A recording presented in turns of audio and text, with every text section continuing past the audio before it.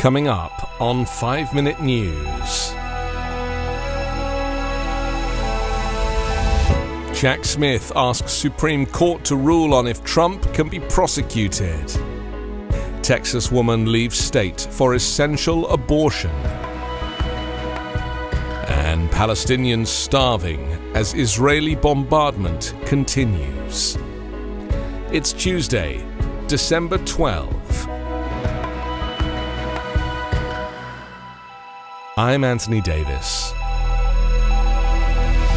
The special counsel Jack Smith has asked the Supreme Court on Monday to take up and rule quickly on whether disgraced former President Donald Trump can be prosecuted on charges he plotted to overturn the 2020 election. Smith made his request for the court to act with unusual speed to prevent any delays that could push back the trial of the 2024 Republican presidential primary frontrunner, currently set to begin on March 4th, until after next year's presidential election.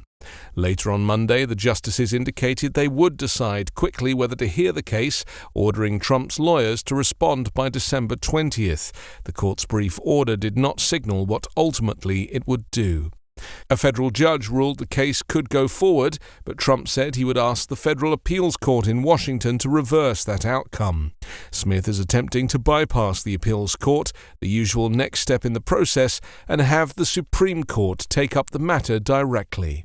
Underscoring the urgency for prosecutors in securing a quick resolution that can push the case forward, Smith and his team wrote it is of imperative public importance that respondents' claims of immunity be resolved by this court and that the respondent's trial proceed as promptly as possible if his claim of immunity is rejected.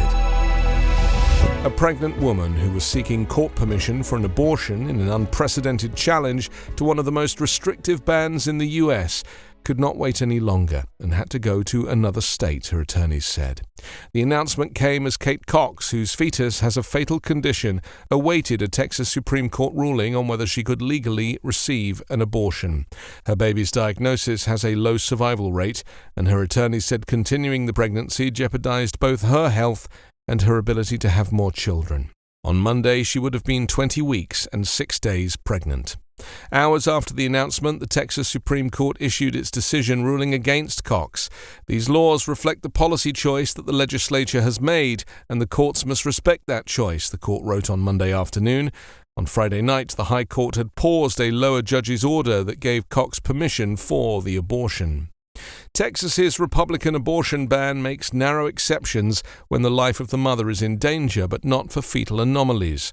For the past week, Republican Attorney General Ken Paxton has argued that 31-year-old Cox had not shown that any of the complications in her pregnancy rose to the level of threatening her life. The mother of two, who lives in the Dallas area, was believed to be the first woman in the U.S. to ask a court for permission for an abortion since Roe v. Wade was overturned by the Supreme Court under Donald Trump. Her lawsuit quickly became a high-profile test of bans in Texas and a dozen other Republican-controlled states where abortion is prohibited at nearly all stages of pregnancy. Israel on Monday denied it intended to push Palestinians seeking refuge from its bombardment of Gaza over the border into Egypt, as international relief agencies said hunger was spreading among the besieged enclave's civilian population. Amid the worsening humanitarian crisis, Hamas fighters and Israeli troops fought across the territory, with militants trying to block Israeli tanks from advancing through the shattered streets.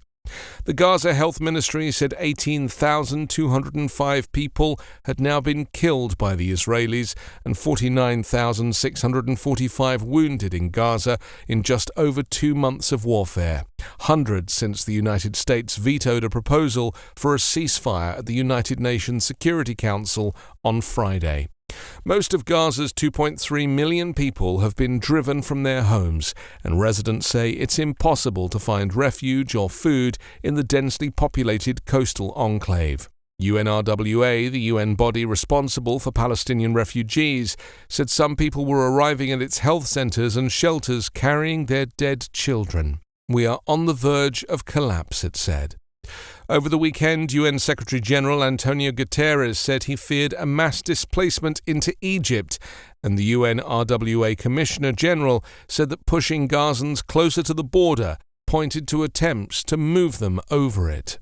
UN officials say 1.9 million people, 85% of Gaza's population, are displaced and describe the conditions in the southern areas where they have concentrated as hellish. 5 Minute News is an Evergreen podcast covering politics, inequality, health and climate, delivering independent, unbiased and essential world news daily.